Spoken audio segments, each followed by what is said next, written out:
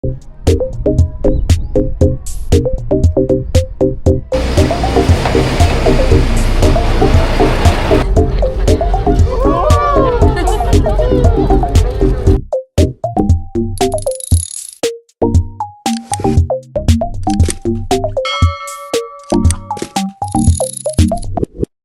morning guys! For today, we are going to Kyoto. Nag-avail ako sa Klook nung Ini Amanshi dati. So magbo-boating tayo, cable car, and others with my travel buddy, my cousin. Hello there. So today's tour quick far. It's around about 300 kilometers. We will take a bus for over 5 hours. Okay, to the first spot in Efnia, it will take about 2 hours and 30 minutes. We will take a break in parking area. Okay.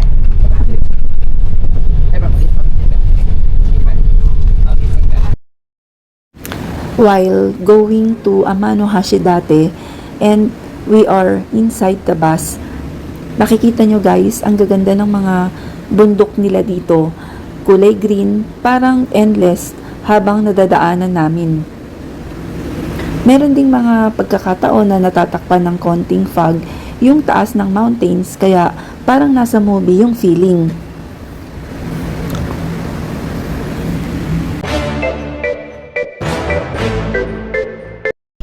Nakarating na kami guys sa Ini Funaya. Yung Ini Funaya pala guys, ito yung peaceful town ng Amanshi dati. So makikita natin dito yung mga parang boat villages. Ito, pakita ko sa inyo.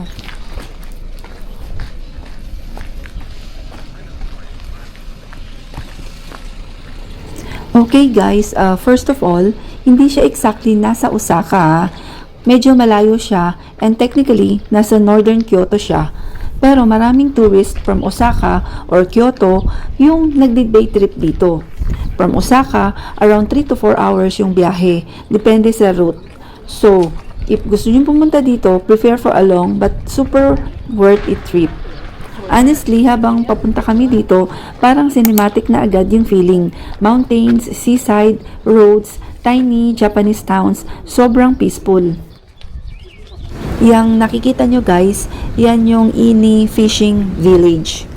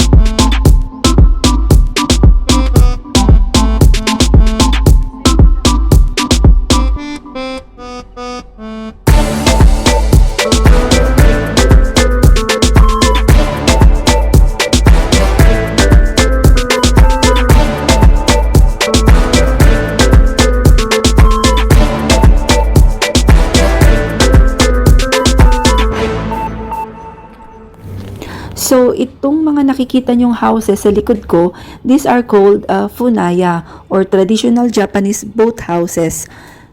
Ang unique dito kasi yung first floor nila, usually boat garage. Then sa second floor, yung actual living area. Imagine mo yun, literal na nasa harap ng dagat yung bahay mo. Like pagising mo sa umaga, dagat agad. Sobrang tahimik dito guys. Walang city noise, walang busina, walang stress. Ang maririnig mo lang, tubig, hangin, at mga ibon. Honestly, ito yung klase ng lugar na mapapaisip ka sa life choices mo. Parang gusto ko na lang maging fisherman dito. So, these boat houses have been around for hundreds of years. Fishing village talaga itong Ini. And hanggang ngayon, active pa rin yung fishing culture nila.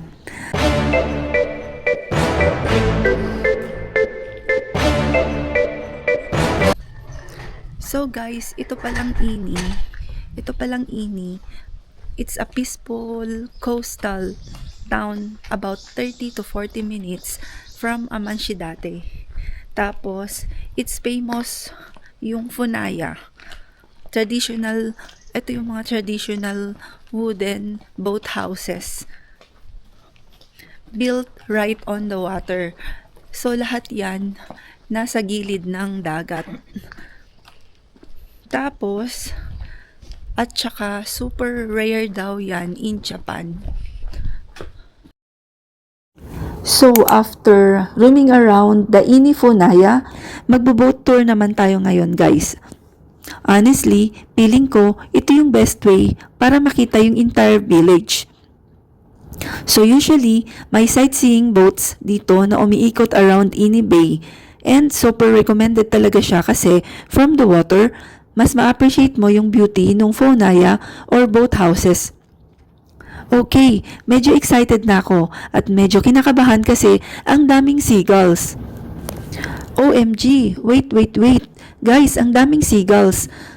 So apparently, famous din itong boat tour dahil sa mga seagulls na sumusunod sa boat. Look at them, parang escort service sila ng Ini Bay. Okay guys, bibigyan daw sila ng mga crackers. Medyo natatakot ako. Guys, ang galing nila sumalo. As in, sobrang lapit nila. Minsan, piling mo, babangga na sila sa mukha mo. Pero, expert pliers pala ah. Ay, sorry po Kuya Seagull. Ingat-ingat lang guys sa pagbibigay ng mga crackers. Kailangan yung mga crackers, parang ito-throw mo yung crackers, hindi mo siya hahawakan kasi pag hinawakan mo yung crackers, kakainin ng mga seagulls yung crackers. Baka kasi makain nila yung kamay mo. Ang lalaki pa naman nila guys. Grabe.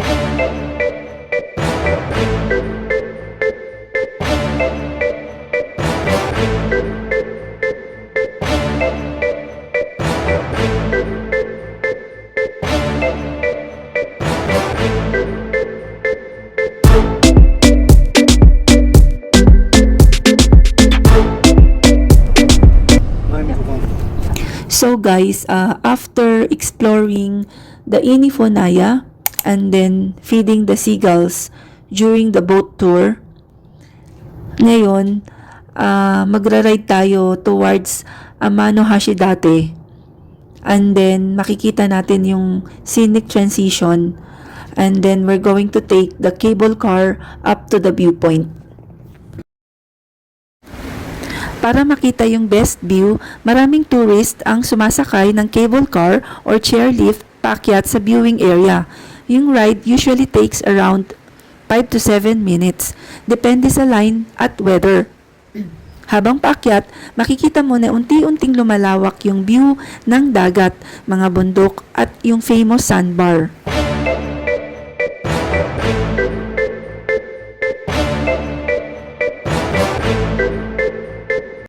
So guys, Amano Hashidate is one of the most famous scenic spots in Japan, and it is known as one of the 3 scenic views. Ang pangalan niyang Amano Hashidate means bridge to heaven kasi kapag tinignan mo siya mula taas, mukha siyang mahabang tulay na nagdudugtong sa langit at lupa. Isa siyang mahaba at makitid na sandbar na may libo-libong pine trees sa gitna ng dagat. Around 3.6 kilometers ang haba nito at napapalibutan siya ng calm blue water, kaya sobrang ganda tignan, especially from the mountain viewpoint.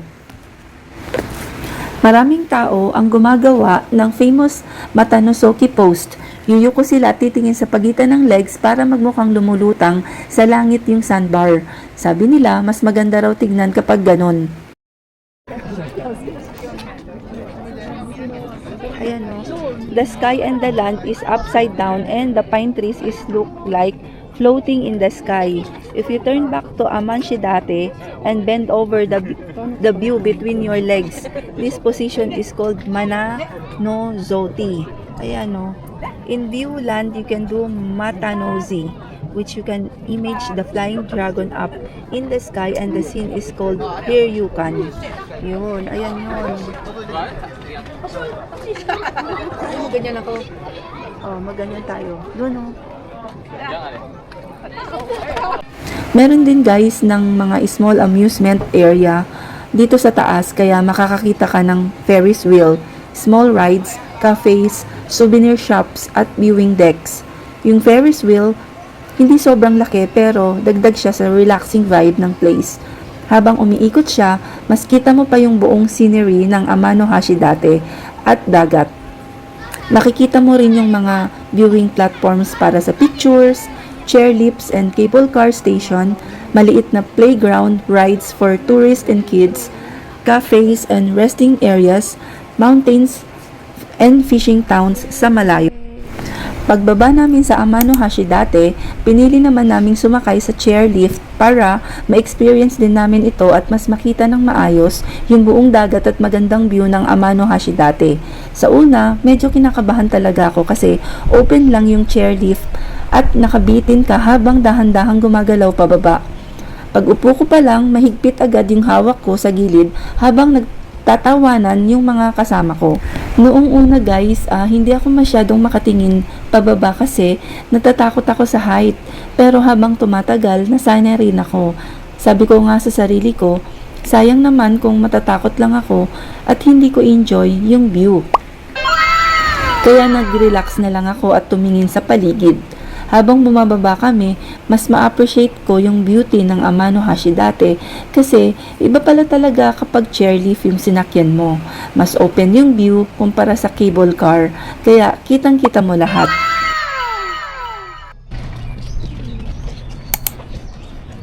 Guys, ito yung rotating bridge. Pag may dadaan yung bridge, kaya rotating kasi niro-rotate nila tas dadaan yung malaking Ayun. Ayan o. Ito guys yung Shotenkyo Turning Bridge. Located pala to sa northern part of Kyoto, near the coastal area around Amano Hashidate and Komihama. So, usually, when people talk about Shotenkyo, they are referring to the area with beaches, waterways, and small rivers connected to the sea. So while standing on the bridge, makikita mo yung water below na parang river or canal na dumadaloy papunta sa dagat. Kaya parang combination siya guys ng bridge crossing over water, nearby river canal area, coastal scenery near the sea.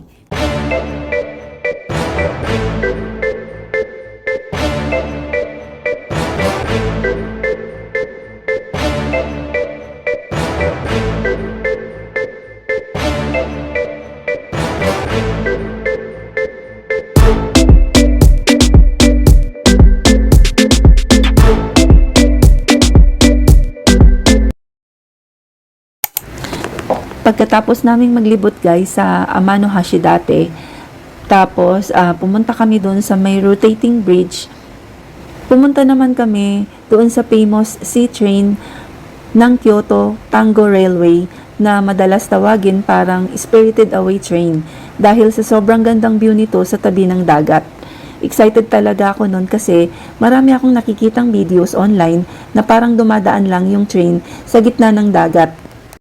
So, makikita nyo dito guys, mga bahay, mga subdivisions, beaches, yung mga ganon. Kaso guys, napansin ko, yung mga bahay dito, yung mga subdivisions, parang sobrang lungkot kasi parang wala akong nakikitang taong lumalabas. Parang bahay lang siya. Ibig sabihin ba, nandun lang pala sila sa loob at hindi lumalabas? So, itong nakikita nyo guys, ito yung mga scenery na nadadaanan ng train papunta doon sa aming pupuntahan.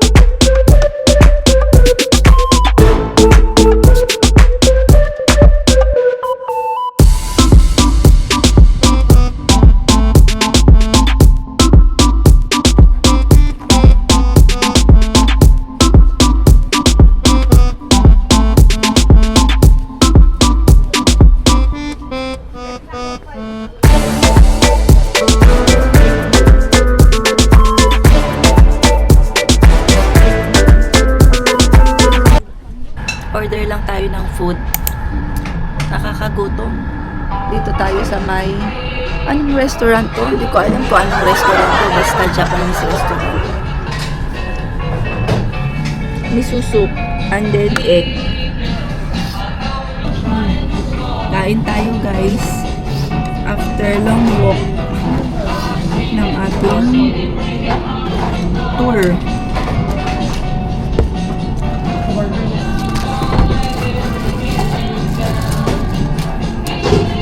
Ano pala yung meeting?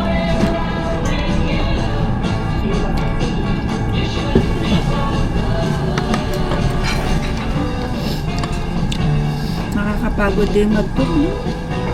Pero sulit naman. Dami na puntahan. Ito siguro ilalagay natin dito. Hindi, soup yan. Salad. Ano pala ito? Beef salad.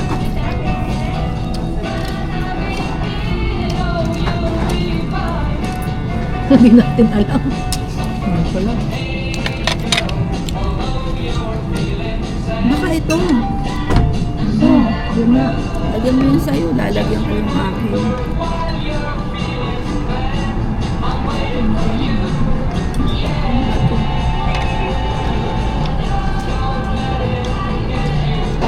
Salad guys. Anong klaseng salad ito? Tapos ito. Ay, ito nga yun. Palagay dyan.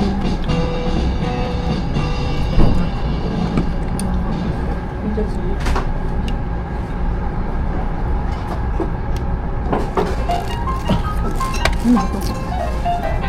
Ano ba ito?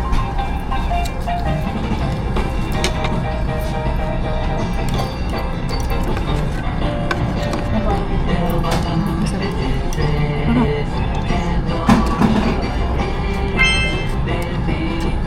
Harap.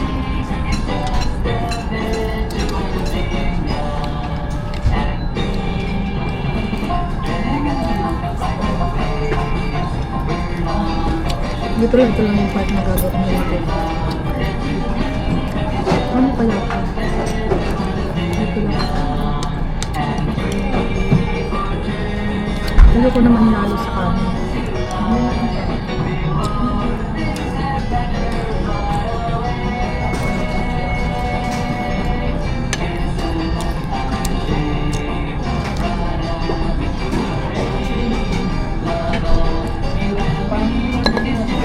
Ay, baka yung ihahalo mo dyan. Haluin na natin, kumbaga. Haluin na natin. Ay! Ganun, hilaw. Ano ang ginagawa dito sa egg na yun? TR レディオ